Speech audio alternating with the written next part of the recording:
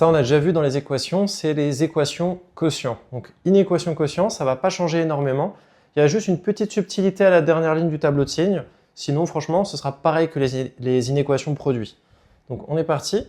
Donc, comme d'habitude, on va recopier le 5 plus 2x sur 2 moins x ici. Et on va dire quand est-ce que c'est égal à 0. Alors, tu te rappelles une équation quotient, la propriété c'était a égale 0, 5 plus 2x égale 0, et, c'est pas un ou, c'est un et, il faut que b soit différent de 0. Parce qu'en gros, le dénominateur ne peut pas être une solution, le dénominateur peut être qu'une valeur interdite. C'est le petit truc à avoir en tête. Je vais recopier la propriété au cas où si tu as besoin. Donc là, je t'ai mis la propriété, donc c'est comme ça qu'on résout une équation quotient. Alors là, on a quasiment fini du coup.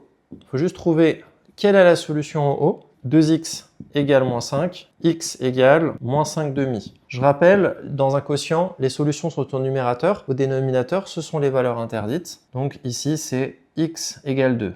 Voilà, 2 différent de x. Donc x est la valeur interdite. Donc si on veut, on pourrait même écrire que l'ensemble de définitions, c'est pas forcément obligé de l'écrire ici, mais je vais l'écrire moi, c'est r privé de 2. Ça veut dire dans cet exercice, on a le droit d'utiliser toutes les valeurs sauf 2. 2 n'est pas autorisé.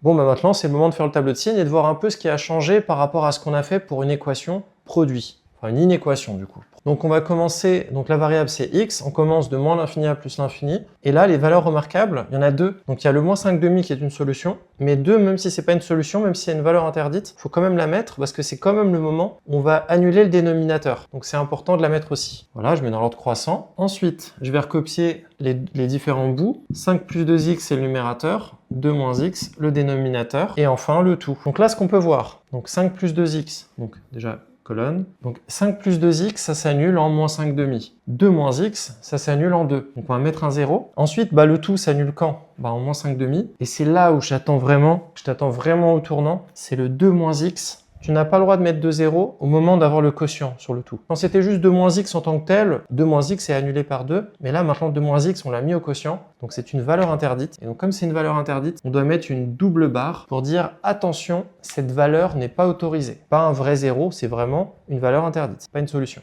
Alors 5 plus 2x, c'est une fonction affine qui va être négative puis positive, parce que c'est une droite qui fait que monter, comme c'est le coefficient directeur positif. Sinon, tu remplaces par plus l'infini.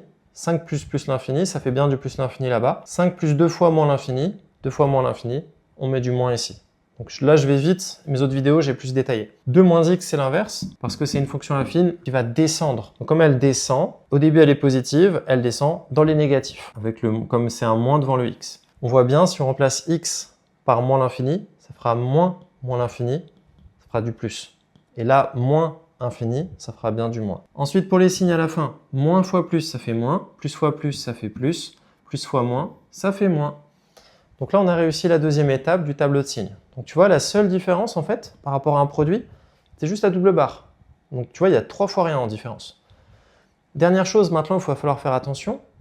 Maintenant, il va falloir répondre à la question. On n'a toujours pas répondu à la question de l'exercice. La question, c'était quand est-ce que c'est positif ou nul? Donc là, il faut regarder sur la dernière ligne qui est ici. Quand est-ce que c'est positif ou nul, notre expression? Donc c'est là, il y a un plus, là, il y a un 0. Par contre, là, j'attends vraiment, là, il y a double barre ici. Est-ce que ça, j'ai le droit de l'inclure dans positif ou nul? Non, surtout pas. Donc, dès qu'il y a double barre, tu ne peux pas le mettre dans les solutions à la fin. Donc les solutions, ce sera moins 5 demi fermé, 2 ouvert, comme intervalle. Tu vois, donc là, on a l'intervalle, donc moins 5 demi jusqu'à 2 ouvert, et moins 5 demi fermé. Donc fais toujours très attention quand tu as des inéquations quotients, quand il y a du égal, enfin c'est supérieur ou égal, les inégalités larges, tu dois faire attention à toujours bien enlever les valeurs interdites. Si tu ne le fais pas, là, on va t'enlever pas mal de points. Je rappelle, tout ce qui est inéquation, chaque petite erreur peut se répercuter sur la suite. Donc, il ne faut vraiment pas se louper, faut se louper nulle part. Et faire attention à toutes les petites erreurs d'inattention. On va dire, si ça, c'est noté sur 2-3 points, si jamais tu te trompes sur ça, tu vas peut-être perdre 1 point déjà. Alors que quasiment tout est fait. Tu vas perdre 1/3 des points juste parce que tu n'as pas mis le crochet bien dans le bon sens. Donc, fais attention. Pareil, là, on pourrait t'enlever un demi-point facile sur cette double barre. Donc tu vois, ça va très vite de perdre les points.